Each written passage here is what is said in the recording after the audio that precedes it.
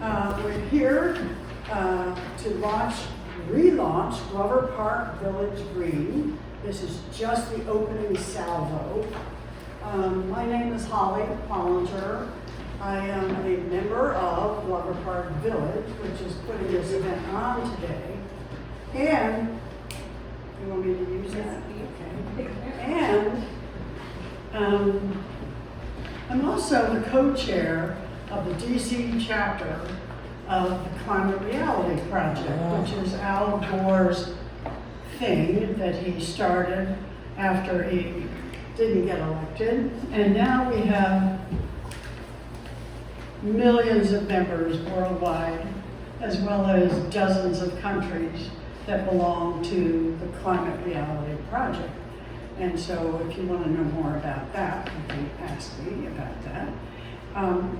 As some of you may remember, we originally launched Glover Park Village Green in 2019, before COVID. And at that inaugural event, climate change fighter council member Mary Che gave us an overview of all the actions that the District of Columbia was taking to address climate change. She mentioned the Clean Energy Act. This is 2019, when we were all just coming out of our fog and being more aware of climate change. She mentioned the Clean Energy Act, electric buses, greener buildings, renewable energy through PEPCO, the reduction of waste, composting, lead pipe replacement, and so on other projects were in play. Many changes have happened since that auspicious beginning. And for Village Green, climate change is roaring along, heedless of attempts to stop or slow it down. And because of COVID, Glover Park Village Green went belly up. Remember that in those days, oh so long ago, we hardly knew what Zoom was, much less how to run it from our homes. Today, thank goodness, we are seeing changes. People are responding and acting to address the most pressing climate change issues, both in the rest of the world and right here at home. Right here at home. Right here in Ward 3. Right here in Glover Park. We're lucky to have with us today some of the leaders of one of those neighborhood institutions fighting climate change, the Ward 3 Democratic Committee. They're going to tell us a little bit about what they are doing to fight like hell. I would like to introduce to you Ann Cowan is the first vice chair, and Anita Bear is the co-chair of the Transportation and Environmental Task Force of the Ward 3 Democratic Committee. Thank you very much for being here today and to help us relaunch Glover Park Village Green.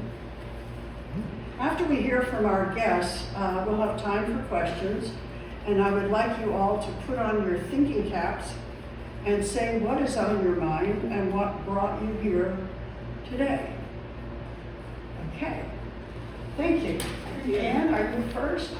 We're going to switch back and forth. Okay. I'll say a little bit about Ward 3 Dems. Wonderful. Anita will talk a little bit, and I'll talk a little bit. Okay, great, thank you. The Ward 3 Democrats have been around for roughly 50 years, I think, maybe longer.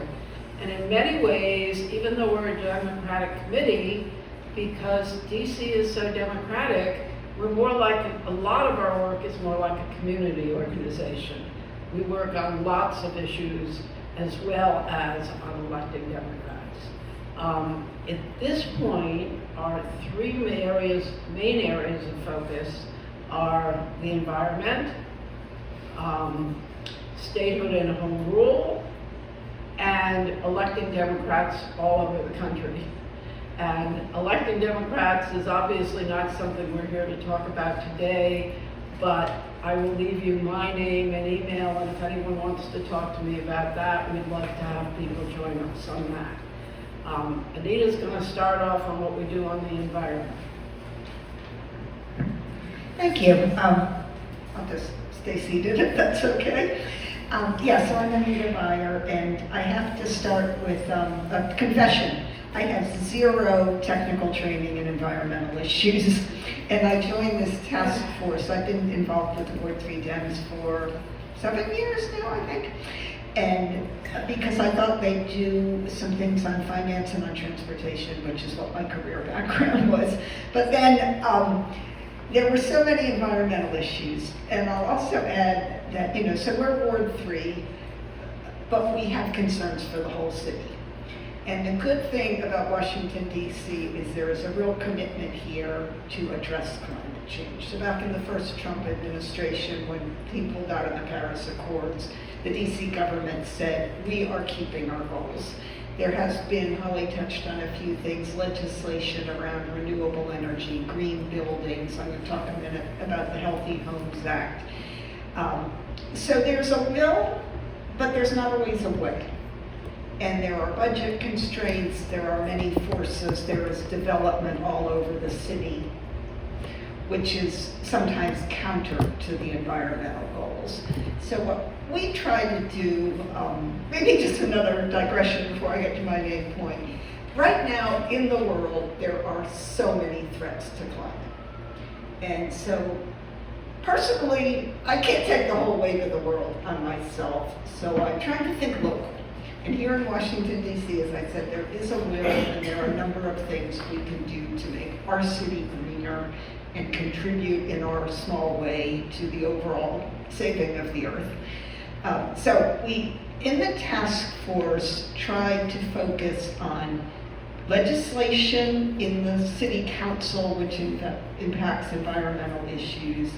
But there's also, because utilities, the gas, the electric, the water, are so key also to environmental, and particularly the gas and electric, we tend to get involved with there's a public service commission that regulates, or in most cases fails to regulate.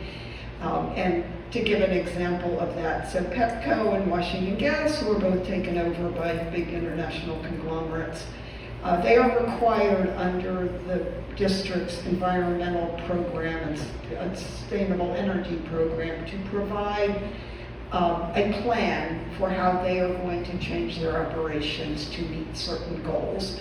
They have both gone into the Public Service Commission with excuse after excuse about why they can't do this. And there is some pushback, but for the most part, we don't have, that's why I say there's a will, but not always a way. So keep in mind that we're a development-oriented city.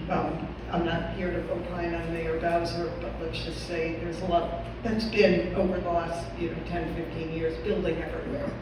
So, and these are supposed to be green buildings, and some of them are and some of them aren't. So against the backdrop of some things happening that are not friendly to the environment, we do have a city that is for the most part committed to climate goals.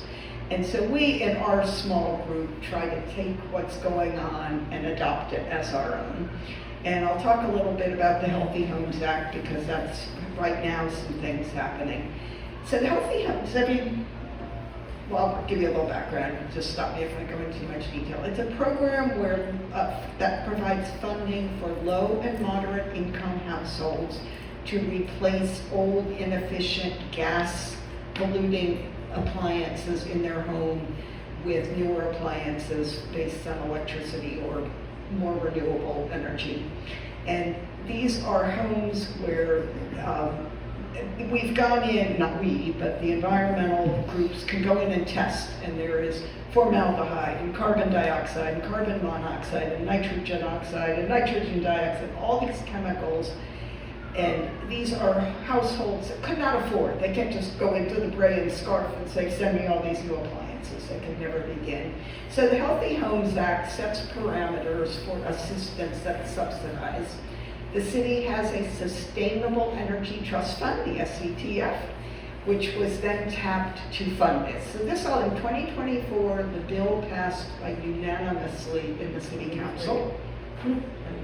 No, 24. Okay. And then the funding was then assigned to the, to fund the program. And this was, it was started in October of '24. So fairly, and it provides for assistance to approximately 30,000 households. So that's significant. And started in October, so very early in the process. And this year, now that we're in the budget, and there are significant budget constraints, everything's on the table, including the funding, which we thought was set. So there were hearings held last week. I testified on behalf of the Ward 3 Dems. Holly testified, Ann testified. But, and I've got copies. I think we have a few. If people are interested in reading testimony, it's a little dry. But the point being that this is legislation that had health benefits, sort of housing improvement benefits, environmental benefits, just a win-win for the city at, funding that is not insignificant, but within the city budget, at least as of last year, was believed to have fit comfortably. And so now as we go through the budget process, we really want to send a message through the city council that this was important. And since the council did vote unanimously, we are hoping they will not forget that when the budget questions come up. Some of the things that are also coming our way, there's a bottle bill, so on, containers. And I don't know, I've lived many places where when you buy your container, you pay a fee and then you get it back, and it actually leads to a whole cottage industry of people, doing their thing. And to be honest, when I saw this bill was coming, it sort of never occurred to me that we weren't already doing this. But we weren't, and I should be paying more attention. So that's working its way through the council. A number of the ANCs and the environmental groups have already been putting things out into the press. So our plan, the approach we take is we, as the Ward 3 Dems, will, our whole group, so our task force will propose to our whole committee a resolution in support of things. That then goes to the mayor, our councilman, and all the other councilmen.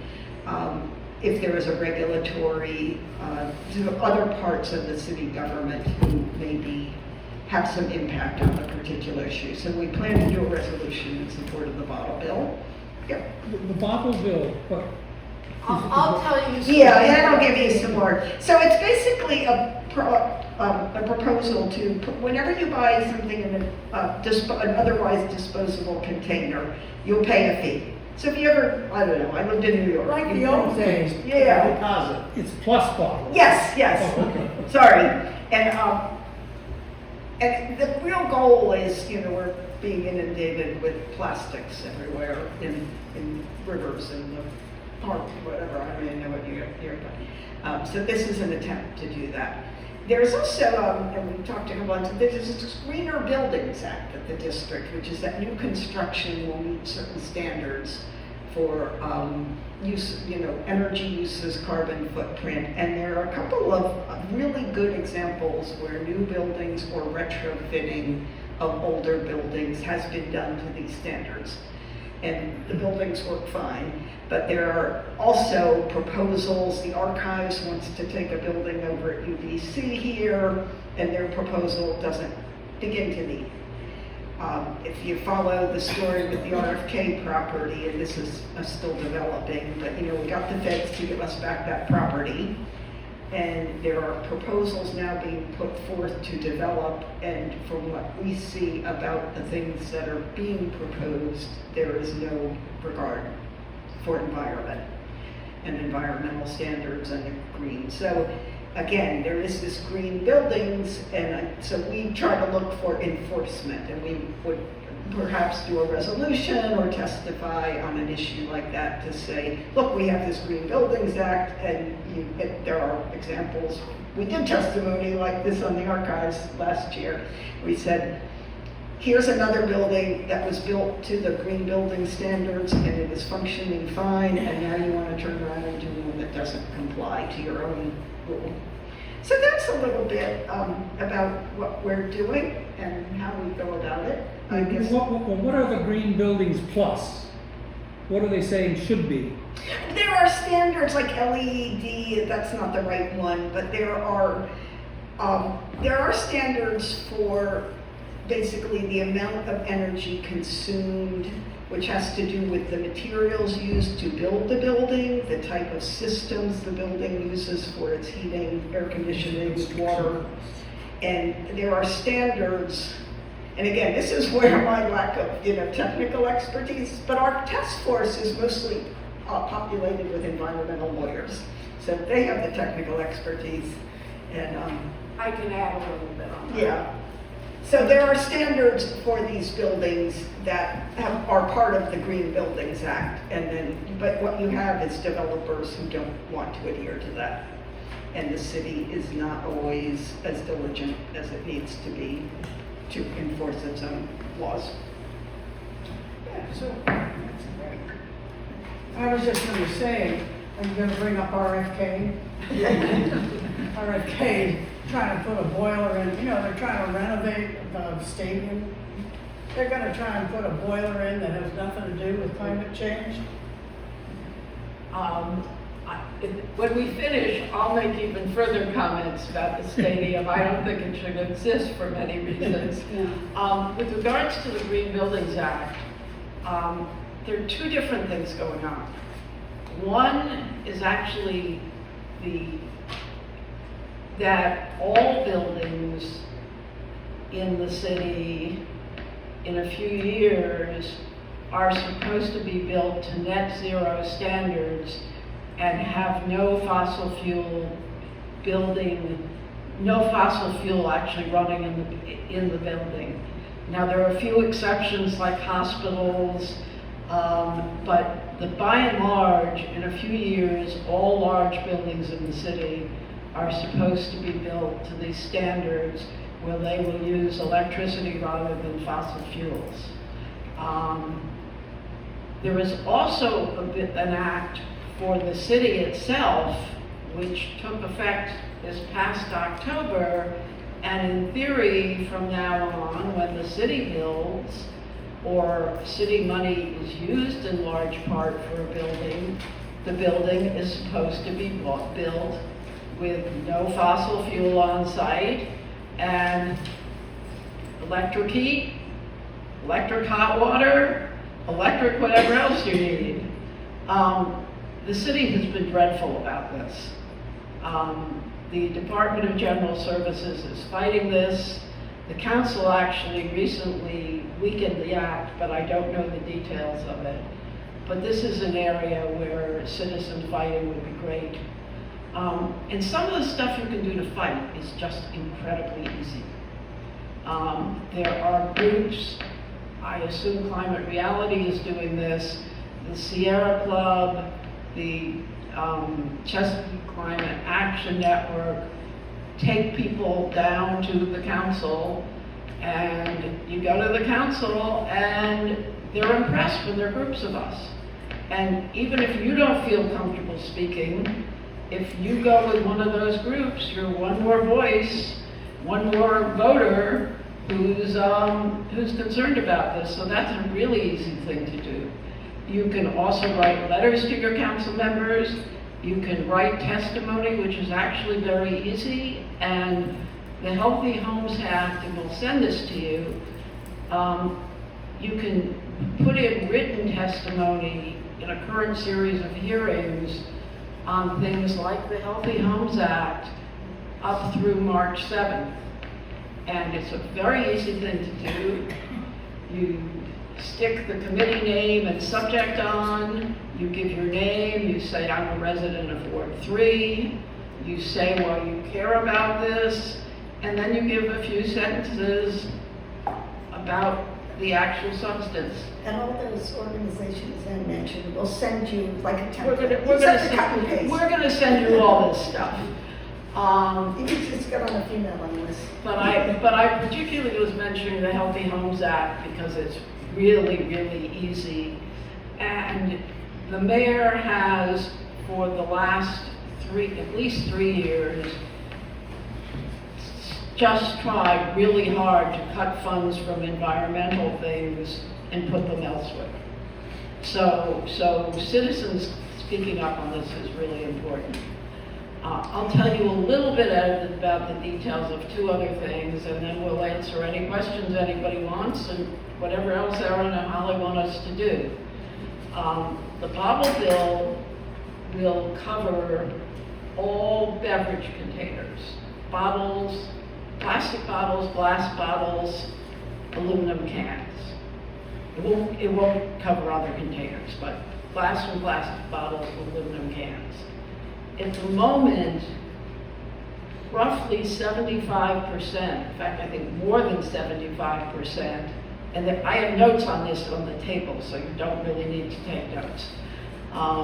Roughly 75% of beverage bottles and cans in this city don't get recycled. And a huge amount of them end up in trash, particularly in wards 5, 7, and 8. And the Anacostia River, by weight, 60% of the trash they pick up, or I see both in the river and the riverbanks, is plastic bottles.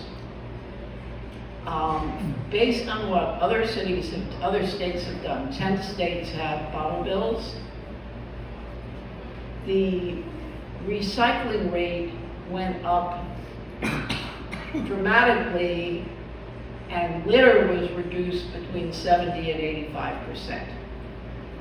This would be so important for the district. I mean, if you see it, you can see pictures of the Anacostia River with just obvious trash in it. Trash bags are another problem, but,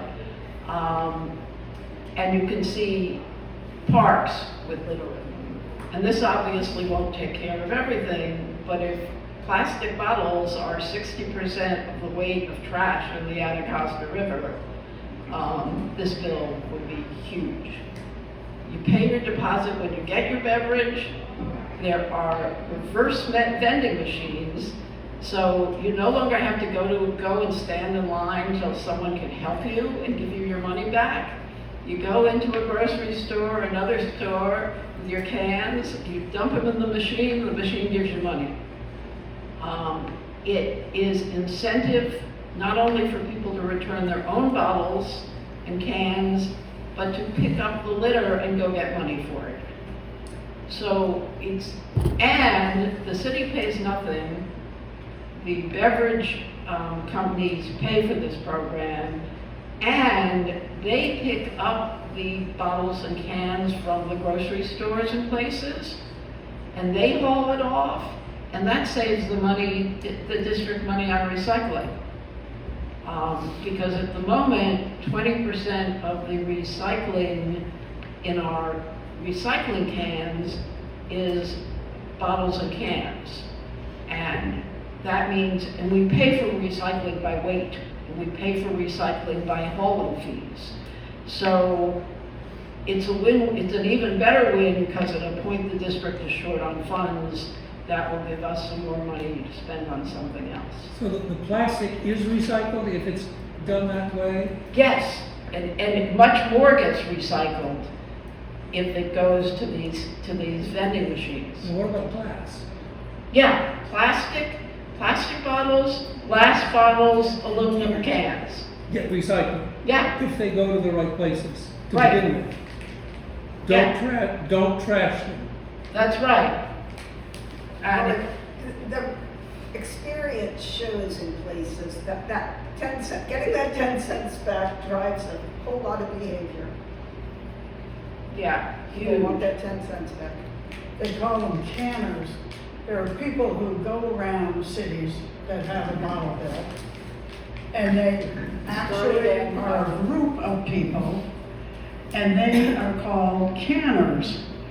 And they make money, some of them make enough money to actually live on.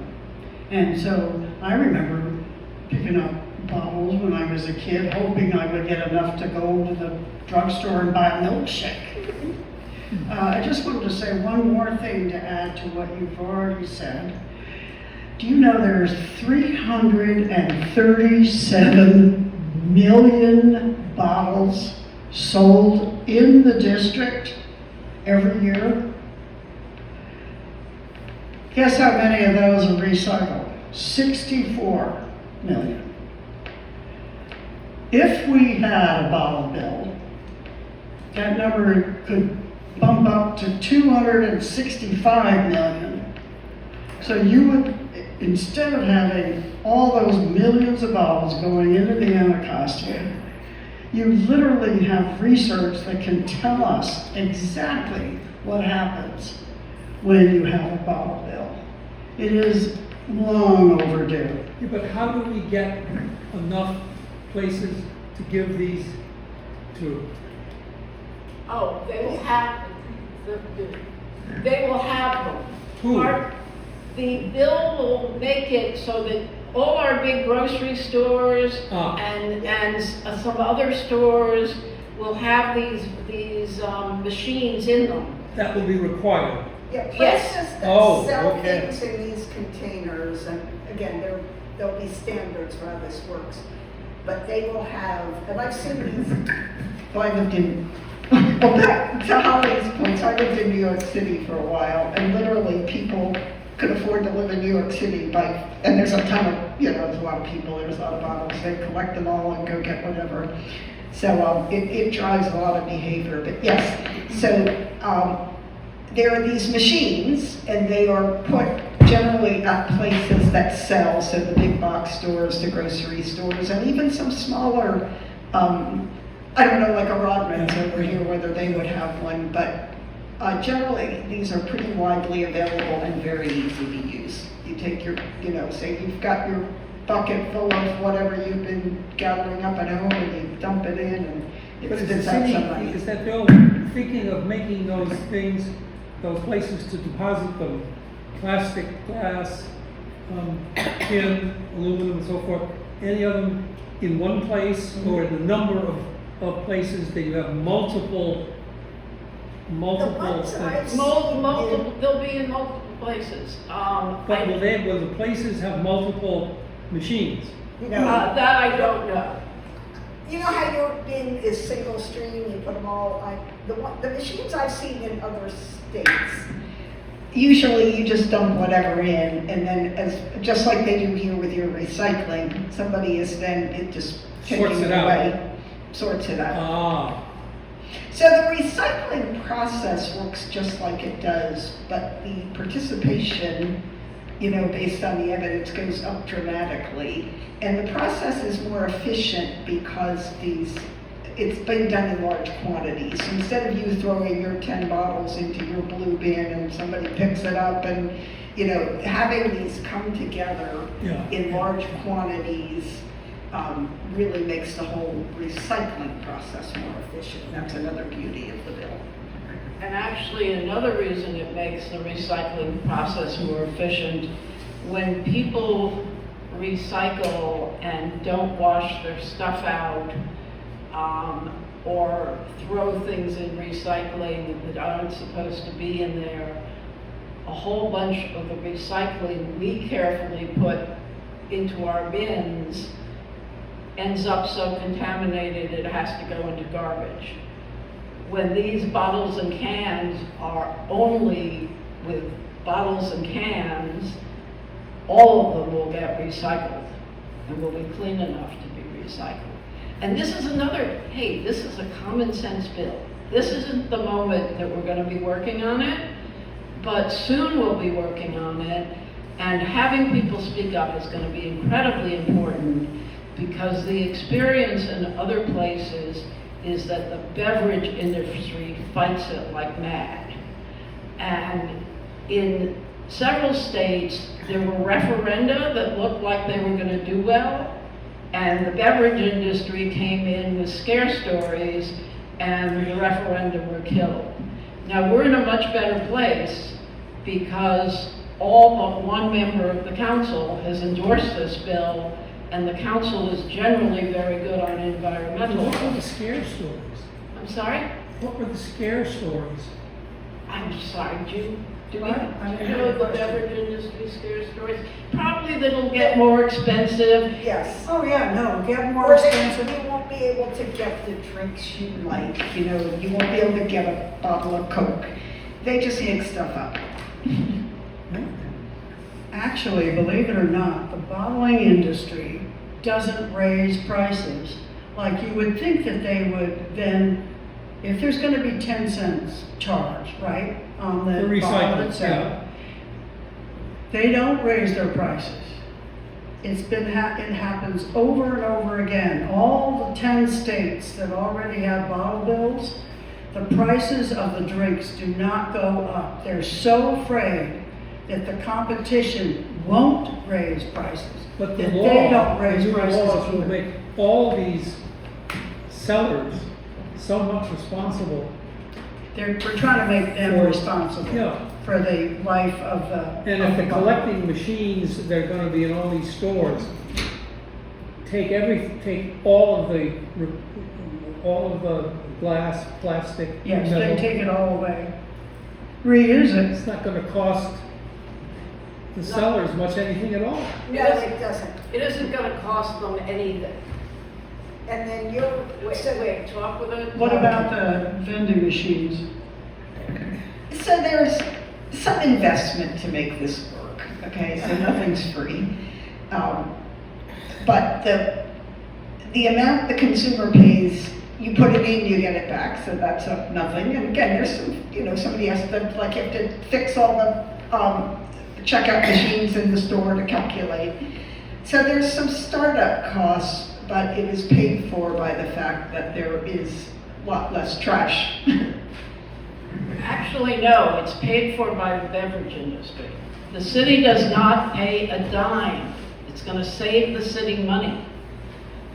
One of the reasons the beverage industry undoubtedly doesn't like it is that the beverage industry is gonna pay. They will pay to install the machines in the stores. They will pay to have somebody come around and collect the bottles and glasses from the machines, and they will pay to haul them to the recycler. So it's a very good deal for the city. And it probably doesn't cost the beverage industry that much. They just, why add extra costs? Why add extra bother? And But as the Holly city- said, But the city, if they collect the trash, which they do now, they're paying for it. So we, the buyers, are paying for it through taxes. So why not have the best of both sides of it by having the recyclable things received conveniently at places where the things are sold and recycled, then You wouldn't get your money. that's exactly what's gonna happen. Yeah, That's how it works. What he said is exactly. You go into the grocery store, you buy a Coke, at some point, at some point, you go back and you go to the machine in that store, you put it in, and then people from the beverage industry will pay for people to collect them from those machines and take them straight to the recycling. right, That means that the city doesn't have to pick them up. no, correct. And undoubtedly, some people will still stick bottles in their recycling bins. But when we put stuff in our recycling bins and the city deals with it, the city pays by weight for the amount of recycling it sends to recycling centers. This is going to lower the weight and save the city money. Just to clarify, so I understand, I'm all for the bill, I think it's stupid, not the best, okay? But when you buy something, you actually are paying more when you buy it, right? Right. You're saying the bottlers don't charge anymore, I understand, but you're paying the 3, Yes, 4, right. 5, 10 cent deposit. Absolutely. So you're actually paying more, so that's one of the arguments, I suppose, is you're not gonna pay anyway, but that's. Yes. But But that you you're get it paying. back. No, I understand. Do they- That's the whole idea behind it, I understand, okay? okay? But just to clarify that Yeah. the actual item that you buy is gonna cost a little more at the time. It will cost, there's a 10-cent deposit on every. Yeah. So, I'm not sure I understand, you said they weren't gonna raise prices. Is the 10 cents, like if the coke now costs $1, does it become Yeah, $1.10, or does it stay $1? So the industry writes of elasticity, I'm a finance person. Elasticity of demand. Price goes up, people will buy less, right? That's a truism of economics. So they will say, oh, well, you've just raised the price of every drink by 10 cents, so people will buy fewer of them, and that's bad for us. But the 10 cents comes back to you. So yes, you have to put out 10 cents when you buy it, but you're going to get that 10 cents back. So in fact, that's a net. And so the sort of the price of the actual thing you bought is separate from that. They can raise it or not raise it depending on what they view to be the correct price, but the bottle bill and the price of the good it's assessed to are two totally separate things. And you as a consumer, yes, you're putting out money when you buy it, but since you can get that back, you should be sort of net unaffected. Are there any more questions on the bottle bill? I'm going to give you about 2 minutes on the other really big thing we're working on, and Anita alluded to it. Washington Gas has something called Project Pipes. And, it used to be called Project Pipes. Everything you may have seen around town about it says Project Pipes, but it's now called District Safe, which is an acronym for something, but it's basically District Unsafe. They are working to replace every single gas pipe in the district. They aren't necessarily replacing it because it's leaky. They're often replacing them because that's where Pepco is digging, and it's easy to replace pipes there. Replace gas pumps. Yes. And they claim this is a safety thing, but in fact, it is cheaper and faster a few pipes are in such bad shape that you need to replace them. The vast majority of pipes, it's easier, quicker and much cheaper to repair them. And the district has a goal of being carbon neutral in 2045, and we can't keep using gas the way we're using it and be carbon neutral. So we need to switch to electricity or geothermal energy, forms of energy other than gas. But of course, Washington Gas doesn't like this idea because it'll put them out of business. So they are claiming this is really important for safety purposes. We get charged the Project Pipes District Safe project. They're doing on an accelerated basis. You get a surcharge on your gas bill, and in the long run, there are going to be all these pipes, and what's anybody going to do with them? Because we need to switch to electricity. There's one more point I wanted to make about it. I'm blanking. But this is an area in front of the Public Service Commission, and they are much harder to deal with. But here again is an area where periodically you get an opportunity to comment, and actually, my colleague probably gets it too, but periodically some of the groups make it really easy to comment because they send you something where you have to click on a link and give your name and your ward, and your comment goes to the Public Service Commission. And congressmen look at these form things and they go, The PSC does not get very many of these. We got 500 to them on something recently, and when they wrote an order up, they commented on how many citizens had commented. And that was based on these little forum things where you click a link. So there's some very easy ways you can help on this. And I think that's it for what we want to say, and we're happy to answer questions on this, on other stuff Ward3 Dems does, and you may have other things you want to raise, Erin and Holly. Hi, you said that the bag charge on plastic bags at grocery stores goes for cleaning up the Anacostia. But to my way of thinking, people don't care any longer that they're charged for plastic bags because there's so many of them around. Has the thought ever been just don't have them any longer in grocery stores and just do paper bags like they used to in the good old days? I think people would love to do it. You can only take on so many projects at a time. And I am sure it will happen. I am sure at some point what Ward3 Dems is doing is we're following the lead of 2 or 3 of the major environmental groups in the city. The environmental groups really work well together. And if one group has a project they want to do, they talk to the others and everybody gets together. And on lots of these projects, you'll have 10, 20, 30 groups all pushing for a particular bill or a particular comment at the Public Service Commission. I think paper bags would be great, but right this moment,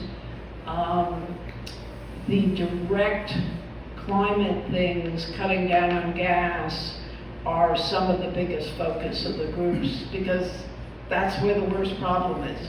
I'm sure they'll be doing it, and I certainly will work on it if they do it. I just want to add, did you see that Maryland has just banned plastic bags? So I bet we're not far behind. My wife and I were in Rehoboth a couple days ago and stopped at a Kroger. They had no plastic bags. I don't know if it was the Kroger, Rehoboth, or the state of Delaware. But they had no plastic bags. I think that's something easy to get. Another thing, Sure, yeah. you're talking about, the city pick up the garbage. I live in one of these little 4-unit garden apartments here in Glover Park. Those do not get city pickup. The owners have to have a contract. I can't tell you how many times I see the particular garbage company for my building commingling regular garbage and recycling. Over and over and over again. Now I know some people, I guess, have filmed and there have been citations, but I don't even know what day they're going to do pick up the garbage or the recycling. So I'm not going to stand out there for hours on end and they never show up. But I don't know how to address that, but that is a big problem. I see it all the time. I'm not directly addressing it, but those of us in Ward 3 can compost and take our compost once a week to a site where you can drop it off. Near UDC, it's between, I guess, VC and Van Ness Streets on Connecticut Avenue. They're there to pick up your compost from about 9 in the morning to 1 on Saturdays. The rest of the year, the city has just started a program, and it's not in Ward 3 yet, it's in several other wards, and maybe one of you knows about it, where people were going to be able to drop their compost off at machines that just stay there so you can do it any But day that's you want. composting. I'm talking about the plastic that you can recycle, the cans, all of that, these companies that have the contracts with the smaller apartment building owners very frequently are commingling the recyclable stuff with the trash. You know what? Send pictures to your ANC, to the Ward 3 Council member Matt Fruman, and to Charles Allen, who's head of the environmental committee of the council. they would all be really interested and would do something if they There's could. a law against that. Oh, you're not supposed to commingle. Because I see it happening all the time. Yeah. It's because no one is standing there taking a video or taking pictures and then submitting them. And Yeah. like I said, I don't even know, it's so erratic what day they're supposed to pick up the recycling or the garbage, and there's not a set schedule. I have the name of the company, The but reality is, there's no way to enforce this citywide, right? You aren't gonna have people in front of every forum. Yeah. But yes, if you see it, take a picture. I occasionally see pictures of this that are put out on the listservs, but Ann's idea was great. Our councilmember, Matt Fruman, your ANCs, and then Charles Allen is Ward 1, whatever, but he's on the city He's council. Ward 6, but Ward he's, 6, he's the environmental guy on the council. he's Ward 6, but he's chair of the Environmental Task Force. So he cares about this issue all over the city. And that way he needs evidence so he can then go back into the council, or the council can go to the oversight to highlight the issue. Because it's happening everywhere, but until they know about it, they won't do anything, because there's no way they can have eyes and ears all over the city on these things.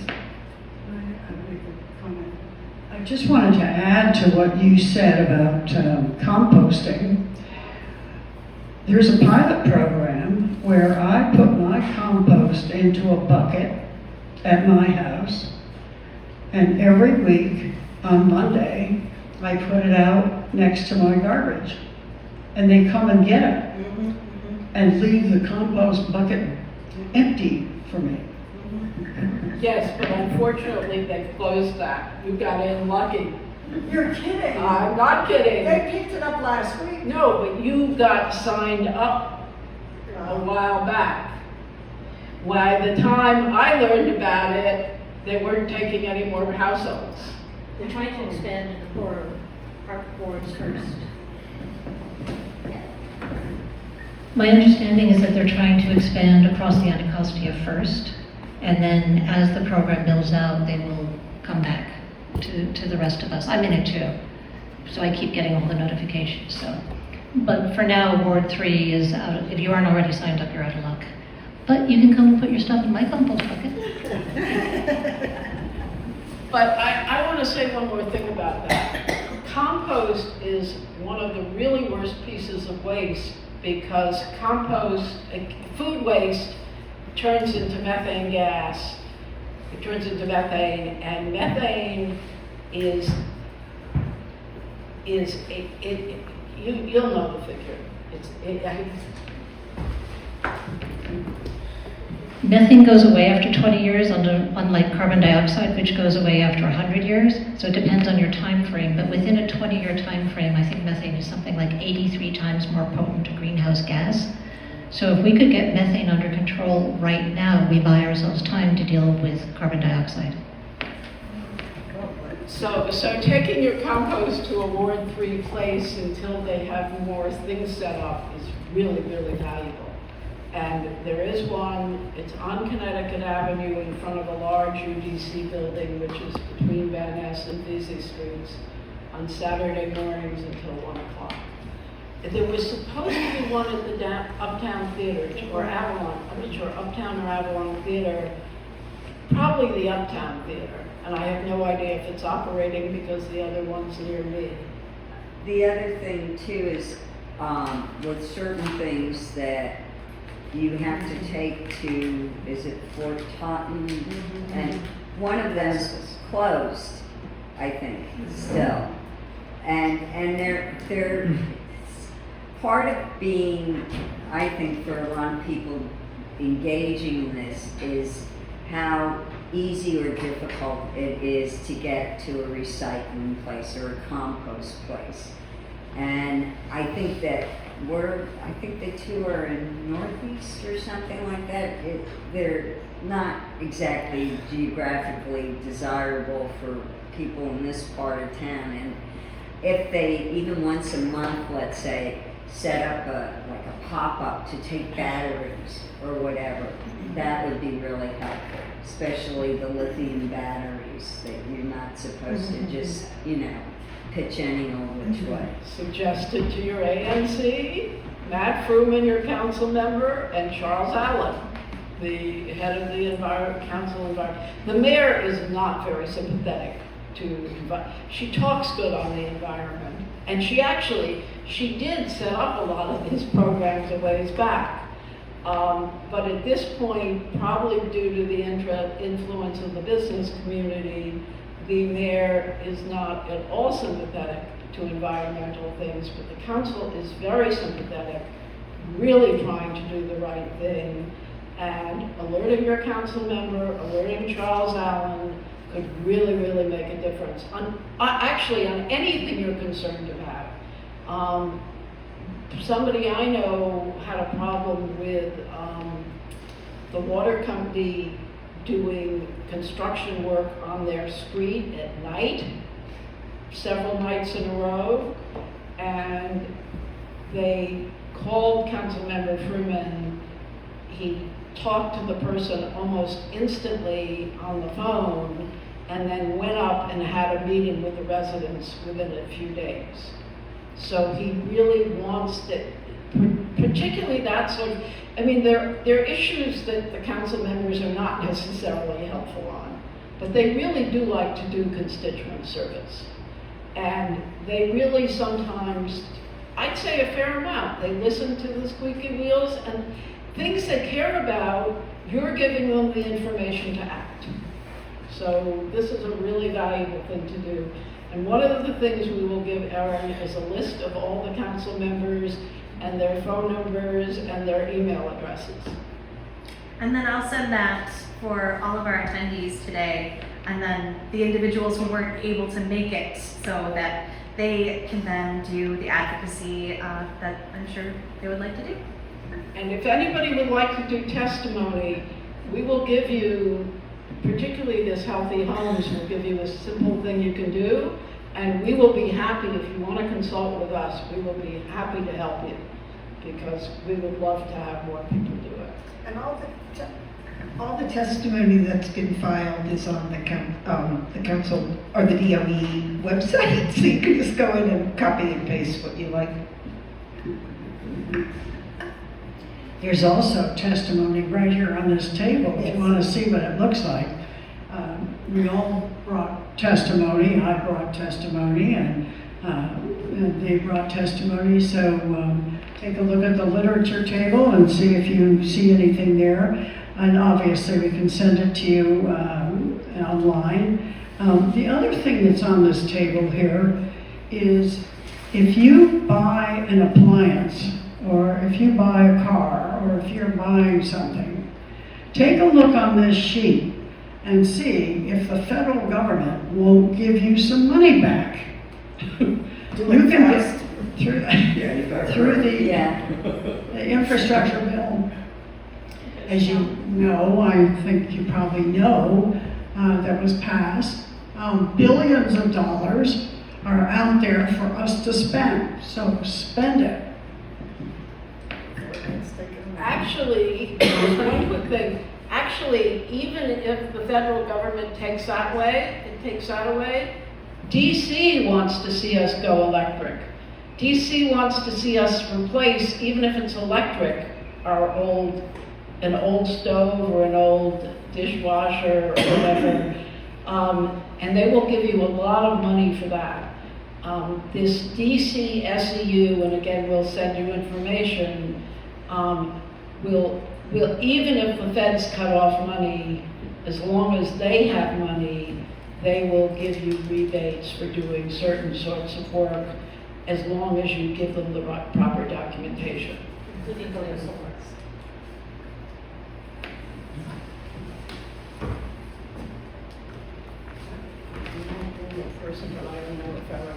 Did you want to, or do you have a question? Yeah, I've raised my hand a few times. There you go. I don't know if I need this. So I'm a commissioner on the Climate Change and Resilience Commission. I'm a public health SME. And We have a mandate. We were established by regulation. We have a mandate to present information to the council and to the mayor on things that can improve, our climate improve our climate change outlook. And so if you look on the website, if the meetings are open to the public and come and discuss something.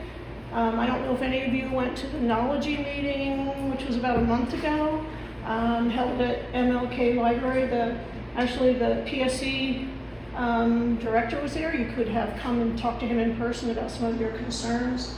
It was really quite What's good. the name of the organization? It's called the Mayor's Commission on Climate Change and Resilience. It's Mayor's Commission. DCCCR. Mayor's Commission on, Climate Change and Resilience. We meet in a public setting once a month. And once a year, we prepare a report to the mayor and to the council on the things that, to mitigate climate change. So I had a question about the Healthy Homes Act. At one point, you said it had passed, but then you were still preparing legislation. So has it passed or not passed? Oh, yes, it passed. It's passed. We're now working. You're preparing testimony. Why are you doing testimony if it's already passed? So the bill passed, and then several months after the bill passed, the funding for the bill was appropriated to SCTF. And now that we're in the new budget cycle, everything is on the table, including those SCTF funds that were intended for the healthy homes. I think the thing that's very important in that is to include public housing. Right now we're just doing housing. It includes public housing. No, it's The only bill- onesies and twosies. It's So not the housing. bill, we worked very, very carefully on this. I The did, bill I includes asked 100 times and you said no. Check with Charles Allen. Okay. My understanding is public housing is. And then if, when we know that, I think it was Young, Green and Gifted and Beyond Gas tested, I forgot how much, 624 stoves in the district and over 70% tested high for noxious fumes. So that should definitely include public housing. So I had some other things, but that's everything I wanted to say. Okay. Thank you. Thanks.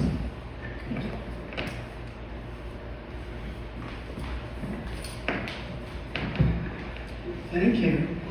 What organization, perhaps yours, in the District of Columbia, is putting pressure on PEPCO? Pressure on what? On PEPCO, the electric company. Most of the electricity consumed in DC comes from PEPCO. PEPCO's electricity is more than 90% generated by generators that use fossil fuels. Now, you must all know that, so I'm wondering what is the activity to try to get PEPCO or another distributor to deliver electricity which is less emission control created. This is the problem with the Public Service Commission. There are laws that PEPCO should have. PEPCO every year is supposed to be improving the percentage of the electricity it supplies that is supplied from clean sources. And PEPCO has lagged completely on this. This is an area where the Public Service Commission should be acting. Are they? No. Why not? Because the Public Service Commission is not a very responsive agency. Places I would complain are the Office of People's Counsel, groups like the Sierra Club, Chesapeake Climate Action Network, which the DC Environmental Network, and we can give you all these, have been pushing very hard on this, but unfortunately it's easier to push some government agencies than it is to push others. And we are actually asking the council to change some of the laws related to the Public Service Commission, forcing the Public Service Commission to do more. But the Public Service Commission is very complicated because most of its funding comes from the utilities, not the city. And it's a commission with 3 members, and the mayor appoints the members, and she has not appointed very good members, she's appointed business-friendly members. What's the Also- percentage of DC government consumption of Pepco? I have no idea. Neither of us are pros. Well, I think you should realize that all the efforts being made to convert in construction, in home, whatever you call it, to convert from gas, or coal or something to electric, you're taking on more and more electricity, which is still not reducing the emissions in the atmosphere of this country. Maybe we should talk privately, because I think you're particularly expert on this. Holly, could I just speak on that? We have a lot of, I'm sure we could be here until 5 o'clock. Unfortunately, they're gonna kick us out in about 10 minutes. So, do not fear, however, this is just the beginning. We are going to keep having Glover Park Village Greens meetings, and we hope that you'll come back, or at least come and talk, or anyway, we're going to do all kinds of things that we can to inform people. And this today, thank you so much for coming, because this has been really informative.